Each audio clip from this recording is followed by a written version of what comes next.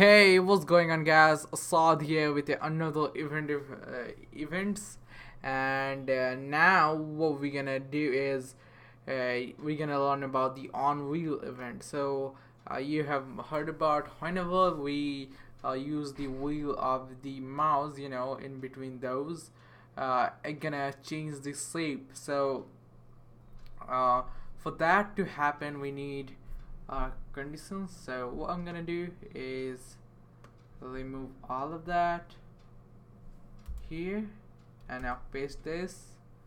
And now what I'm gonna do is here I use the function on wheel, and whenever it called, and it gonna change the div's font size to 35, which is by default the size of paragraph. So when you do that, come here and see, whenever I use this, like, let me show you again. Whenever I roll the mouse wheel, it gonna become larger.